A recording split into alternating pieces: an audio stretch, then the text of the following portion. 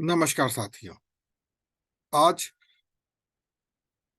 अध्याय 1 के दूसरे सत्र में आपका बहुत बहुत स्वागत है।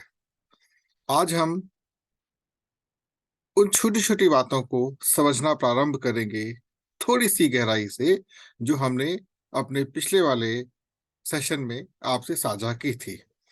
तो हमारा बिंदु क्या था? What is mean by real education. जो रियल एजुकेशन होती है, एक नहीं, ये कई प्रकार के आयामों से गुजरती है। तो पहला आयाम कौन सा है? पहला डायमेंशन कौन सा है? Real education always gives us the clarity of our life, where clarity must be applicable for the following areas. अर्थात जो वास्तविक शिक्षा हमें हमेशा हमारे जीवन की स्पष्टता देती, हमारा लाइफ क्या है, हम किस प्रकार का जीवन जीना चाहते हैं, इसकी स्पष्टता देती है। जहां पर निम्नलिखित क्षेत्रों के लिए स्पष्टता लागू होनी चाहिए। कौन कौन से क्षेत्र आते हैं? अबाउट योर सेल्फ, अपने बारे में। अबाउट माई सेल्फ, अपने बारे में। देखिए, यहाँ पर आप अंग्रेजी और हिंदी को जो आप आमने सामने रखते हैं ना, तो कुछ शब्दों का आपको चयन करना थोड़ा सा कठिन हो जाता है। यहाँ पर अपने बारे मतलब आपके बारे में, दूसरा अपने बारे मतलब स्वयं मेरे बारे में। ठीक है, आगे चलते हैं। About the family and the relationship. जी, हमारा परिवार और जो संबंध है उसके बारे में।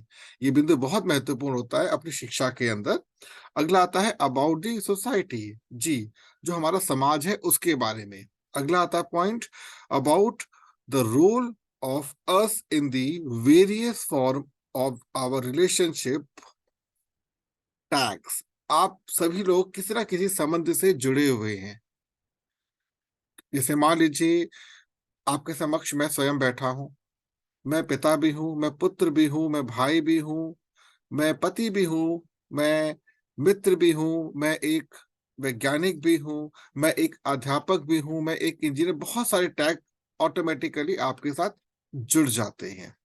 तो प्रत्येक जो आपके साथ टैग लग चुका है उसे कहते हैं पद, कि मैं इस पद पर आसीन हूं।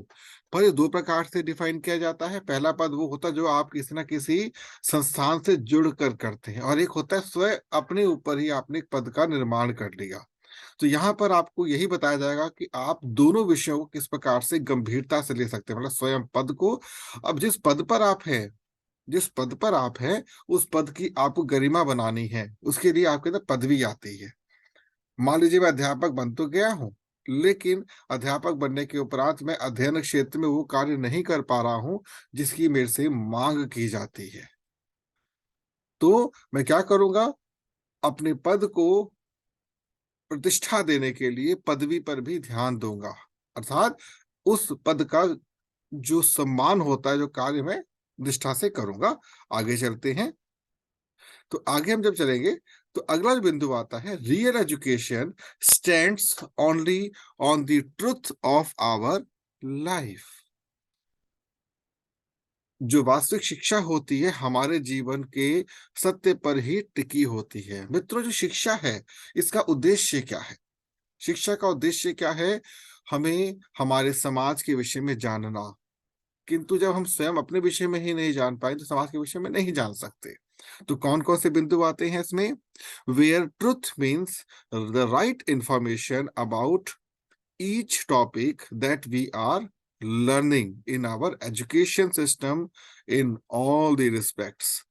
जहां सत्य का अर्थ है प्रत्येक विषय के बारे में सही जानकारी, जो हम अपनी शिक्षा प्रणाली में हर तरह से सीख रहे हैं। आप कुछ भी पढ़ रहे हैं, आप गणित क्यों पढ़ रहे हैं, विज्ञान क्यों पढ़ रहे हैं, सामाजिक ज्ञान क्यों पढ़ रहे हैं, भाषा क्यों पढ़ रहे हैं, पता होना चाहिए।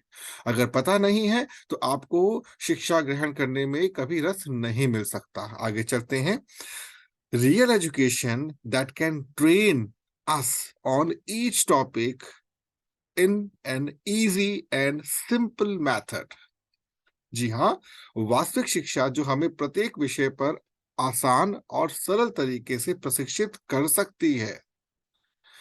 मैं आपको कुछ देना चाहता हूं, आप स्वीकार ही नहीं कर रहे। इसमें दो कारण हो सकते हैं। या तो मैं आपको देने में सक्षम नहीं, आप लेने में आपकी रुचि नहीं है। तो जब तक आपकी रुचि ना हो, मैं आपको कुछ दे नहीं सकता, और हमारी रुचि तो बहुत है पर मैं देने में सक्षम नहीं हूँ। तो कई अवस्थाएं इसके अंदर आती हैं।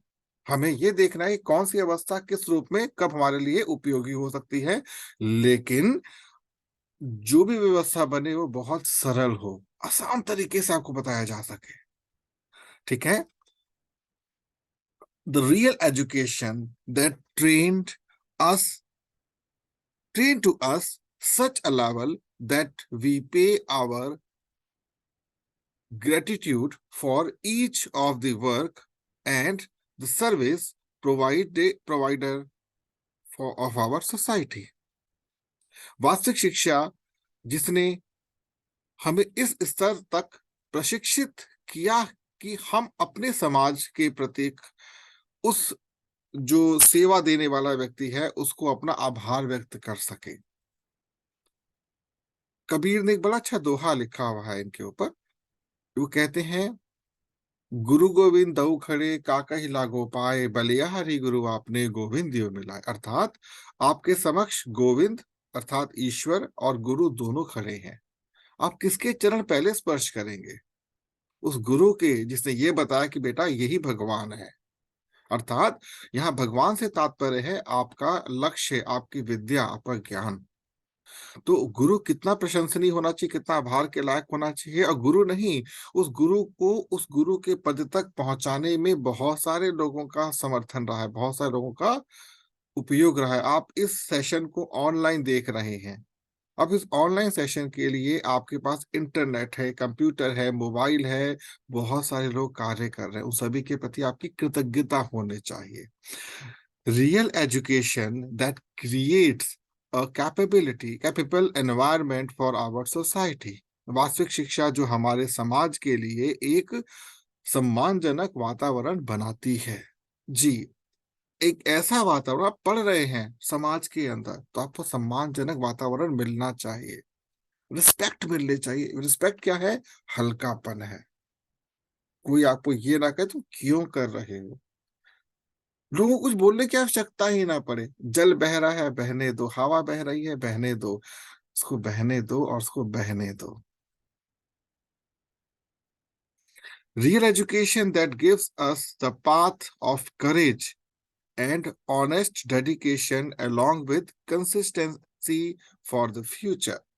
वास्तविक शिक्षा जो हमें भविष्य के लिए निरंतरता के साथ सहज और ईमानदारी से समर्पण का मार्ग प्रदान करती है।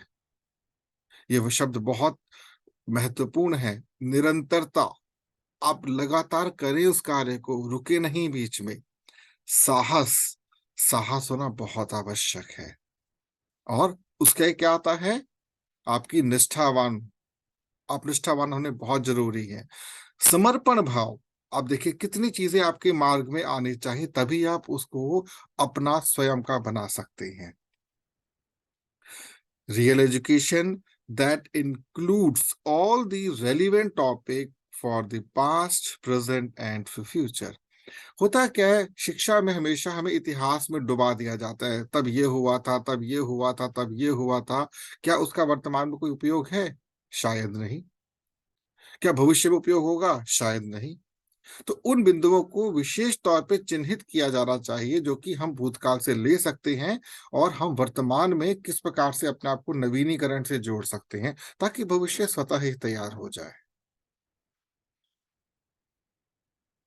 Real education that always provides the real path of freedom in all sectors of our life. जितने भी विशेष आपके क्षेत्र हैं, कार्य क्षेत्र, उसमें क्या देना चाहिए? वास्तविक स्वतंत्रता। अब कुछ भी पढ़ूं, कुछ भी जानो, कुछ भी सिखाऊं, उसमें स्वतंत्र भाव मुझे मिलना चाहिए। अगर मुझे मिल पा रहा है तो आप मान के चलें कि मैं अपनी शिक्षा का सही वहन कर रहा हूं। हम अगले जो हमारा सत्र होगा इसके आगे की बात पढ़ेंगे। और मित्रों, आपसे निवेदन है कि इसमें जो भी आपने सीखा उसकी टिप्पणी अवश्य कीजिएगा, क्योंकि आपकी टिप्पणी से मुझे आगे बढ़ने में बहुत बड़ा सहयोग मिलेगा। तो मिलते हैं अगले सत्र में।